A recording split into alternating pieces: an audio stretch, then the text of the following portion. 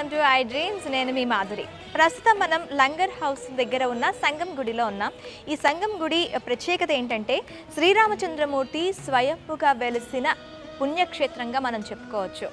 ఈ శ్రీరామచంద్రమూర్తి స్వయంభుగా ఎలా వెలిసారు, ఈ కథనంతా కూడాను మనం ఈ స్టోరీలో తెలుసుకుందాం. పదండి.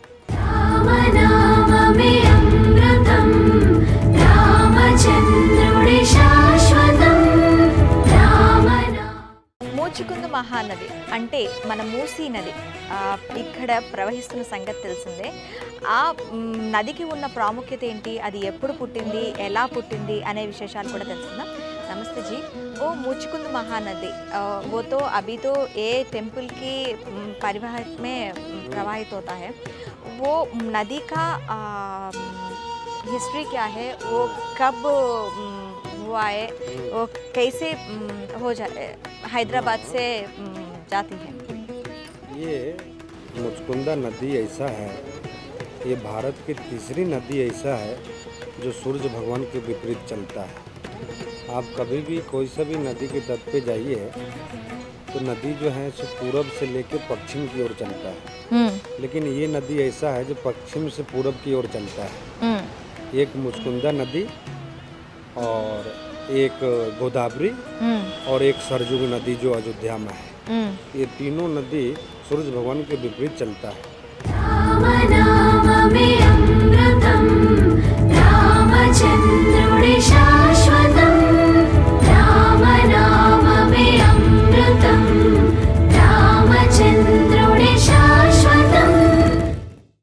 नंबर 1.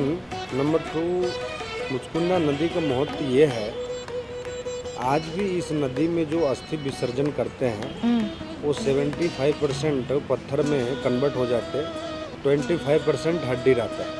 आज भी यहाँ बहुत बड़े बड़े लोग के अस्थि आते हैं. यहाँ महात्मा गांधी का है, इंदिरा गांधी का है, राजीव गांधी का है, संजय गांधी का है, अटल बिहारी वाजपेयी भी यहाँ पर अस्थि आए थे. ये नदी का बहुत भारी महत्व है, लेकिन आज जो है कभी कभी दुख होता है मन में, इतनी भारी नदी जिसका इतना गौरव हो जो नाला में कन्वर्ट हो गया.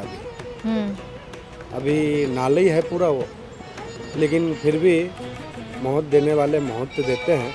एक प्राचीन नीचे शिवालय मंदिर भी हैं, एक सती माता की मंदिर है जहां आज भी लोग कार्तिक पूर्णिमा को आस्था में जितनी लोग की श्रद्धा है वहाँ आके पूजा पाठ करते हैं. एक छोटा सा मैं वहाँ गुंडम बनाया हूँ, उसमें आदमी कार्तिक पूर्णिमा को डुबकी लगा के जाते हैं लोग. अच्छा. हाँ, तो ये नदी की इतनी भारी महत्व है. वो नदी कहाँ हुआ है, कैसे हैदराबाद तक आ रही है?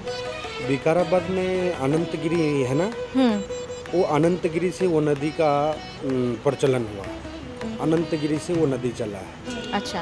विकाराबाद अनंतगिरी है, वहाँ से वो अनंतगिरी की भी बहुत भारी हिस्टोरी इतिहास है, लेकिन ये नदी वहीं से चला है. मुचकुंद बोल के वहाँ एक महाराज थे, महाराज बहुत तपस्या करते थे और वो वास्तविक में अनंतगिरी ऐसा हम लोग कभी कभी जाते हैं, वहाँ ऐसा दिखता भी है यहाँ कोई तपस्या हुआ था, वहाँ से ये नदी का प्रचलित हुआ है. अच्छा. अनंतगिरी से.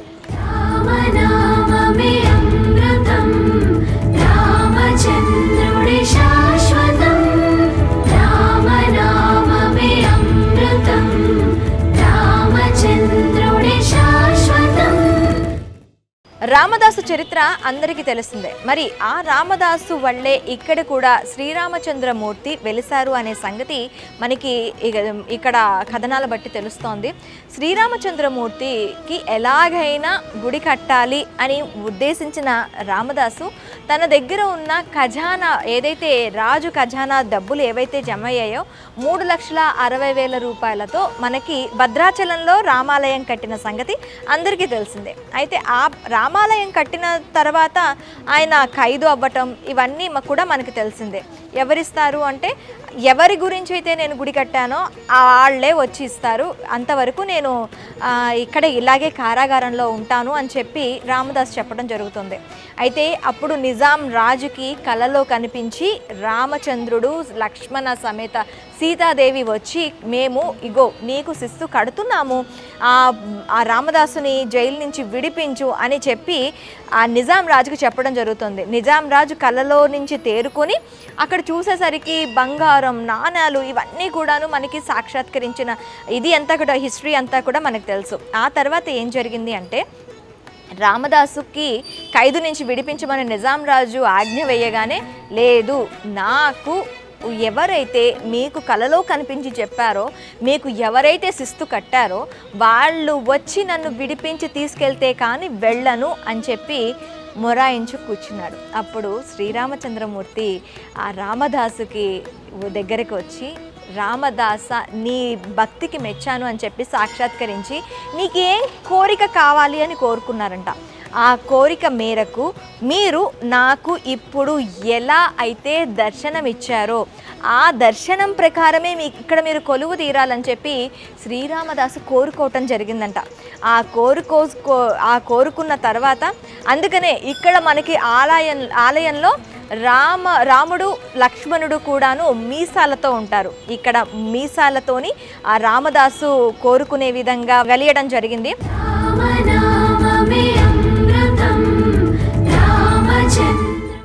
ఆ తర్వాత ఇంకా అలా అంటే ఇక్కడ మెయిన్గా ఏంటి అంటే ఎందుకు పూజలు చేస్తారు అంటే ఎవరికైనా అప్పులు ఉంటే, రుణం ఉంటే రుణ విమోచన శ్రీరామచంద్రమూర్తిగా ఇక్కడ కొలువు తీరారు. ఇది కూడాను రామదాసు కోరిక మేరకే.